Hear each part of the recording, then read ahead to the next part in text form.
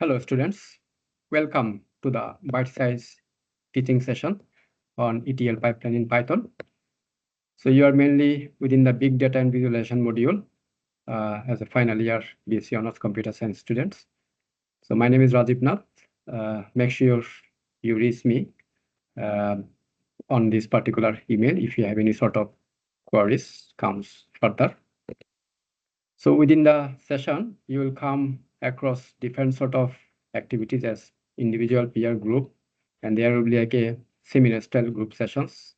Industry practitioners and guest speakers will be there, and let's discuss activities are there within the session as face-to-face, online, synchronous, asynchronous communication under the discussion forum.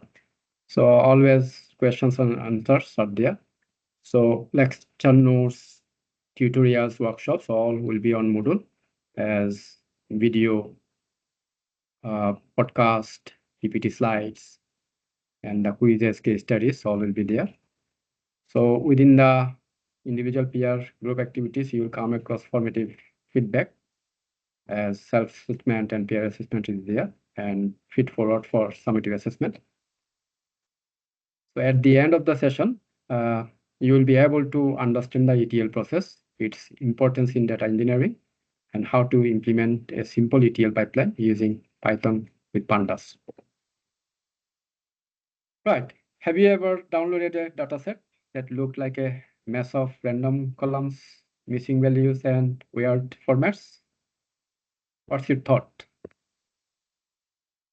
Right. So before data becomes machine learning ready or business usable, it goes through the ETL process. And Python is there as a powerful tool to make that happen. So in your first activity, so you spend 2 minutes as individual activity, researching what is ETL pipeline in Python. You can use any AI tool as ChatGPT, Gemini, Copilot, Google Search Engine, Google Scholar. So make sure you share your thoughts on Padlet using this particular QR code on your smart mobile phone, or even you can use the link when you are using like a laptop or desktop within the lab. So I hope you came across this particular concept where ETL as extract, transform, load. So in the extract stage, so you get the data from the different sources as MS Excel, CSV file from different databases, APIs, the different information systems as CRM, ERP. And in the transform stage, you clean, format, and structure the data. And then that clean data set you load within the database as a file, could be as a CSV file or Excel file. And from there, you transmit to the analytics BI tools. As Power BI, even Python has like a robust libraries as like a NumPy, then the matplotlib when you come to show in a visualization stage. And then, of course, in the machine learning, you will come across like a different sort of models when you are going to use the predictive analytics and prescriptive analytics stage to bring the insightful decision for the business. So in activity 2, you have a messy MS Excel smart banking dataset as in Excel file. So build a simple ETL pipeline in Python under 10 minutes peer activity. So let's demonstrate this together. So this is the messy data set provided. You can see when you investigate. So in the balance column, you can see lots of missing values. And where you see the credit score as a number, age as a number format, tenure as a number format, and the estimated salary as a decimal format. At the end, when we investigate more further going down, we could see other things. So let's see in the extract stage where it helps to load the data set, the file into Pandas data frame using the Jupyter notebook under Anaconda environment. So you input the Pandas library, you can see here as PDLIs, and from there you print that extracting data as a statement.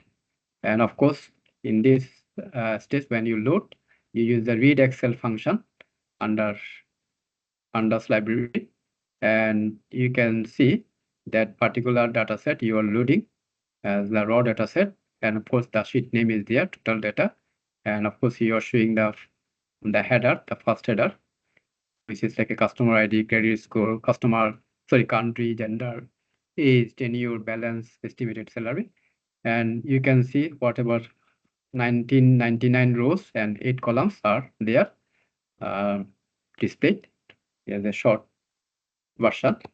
And then from there in the transform stage, you use the shape object under data frame to show the total number of rows and columns as 99, 99, 8 rows and 8 columns. And then to show the basic information, you use the info function under df, it means data frame. So where you see like 1999 entries as 0 to 1998 as index format, and total 8 columns. As you can see, all the columns are there 0 to 7. And when it says non-null value, so it means the values what are not missing. So you can see the customer ID is there intact, but credit score is missing values are there. And for age, there are some missing rows. Tenure, some missing rows. 1917 rows are there as not none, and the rest will be missing. And then balance, 1292 rows are available, but the rest are missing, and the data type is also there as integer, float, object. And you can show those as in the numeric format using the sum function under is null Boolean function. And then from there, you show the maximum rows using the set option function, passing the display max rows object, and where none mainly here to show all the rows without missing. And then you can see all the values. And then from there, if to check any duplicated rows are there, you use the duplicated function. So where we see like under sum function under duplicated, there is no rows are duplicated. And then from there to check any missing values, of course we already saw that there are missing values as true. Where are the true Boolean is there data type, so it means the missing values are there. And then from there, when you come to see the that means whatever basically the column that credit score, you can see 11 rows are missing. And then from there, you can see those rows what are missing within the credit score as none. So not a number, the non value, that means null value. And then from there, you can fill up those rows, calculating the average using the min function under fill na function.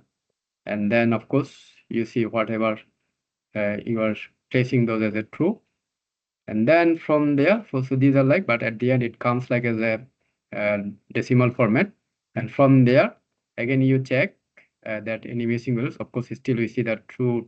It means you use the same process to rectify the missing values. And from there, again you check using the any function with isna function, then you can see there is no values are missing. So of course you can see in a numeric format as sum function using is null under is null within the data frame. So all are 0 now, so it means the data set is cleaned. And then you check the data types using the dtypes object under data frame, and you can see integer data type, float data type, object data type, and then float again. And then for the credit score, you convert into integer type. So you use the s type function within the credit score data frame, and all converted into integer type. And if you want to show the first 5 rows, you use the head function, and then the value you use passed within the head function. And then where you see the balance and estimated salary is like a more than 2 decimal formats. So you use like the format function, and from there you convert into 2 decimal format. And then of course style, under a style class you use that within the data frame, and then you can see, sorry, all are converted into like a 2 decimal formats. And from there you see what to verify the data integrity using the value counts function, and of course the data frame gender, and then you see that classified as a male, female, and the number, how many rows are distributed. And same way for the country data set, that is the column, using the value counts. And then from there you replace the male as 1, female as 2 using the replace function for gender. And the same way for country, where France has 1, Spain has 2, Germany is 3 using the replace function. So all the data is cleaned, and then from there you load the data set, the clean data set, using the 2 Excel function under Pandas, and then the sheet name as cleaned total data, as of course the index as a false, and you can see the data set is cleaned. And from there we can see that ETL in Python is a very powerful and intuitive process, which mainly allows to transform raw data into meaningful insights through interactive visualizations using the other Python libraries. So Python with Pandas, we can say, is very efficient to clean and shape the raw data set to prepare this data set for the next stage to analyze and for visualization.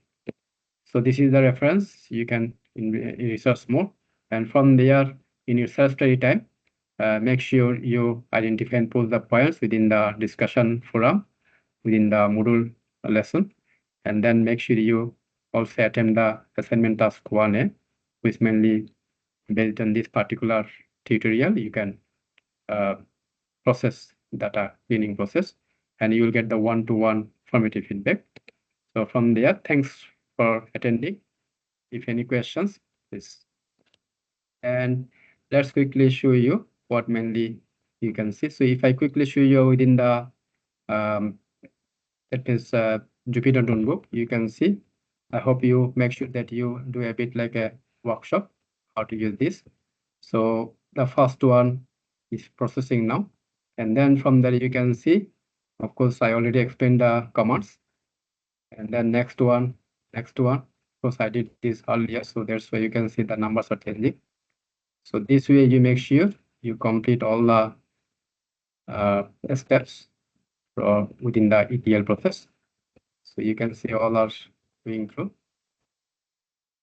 And so this way when you go through, I have already did the process. So from there you can see all are there. So you just carry on this one by one. And of course, as I said, make sure your Anaconda is there installed, and then you use the Jupyter Notebook. If everything is fine, thank you for attending. And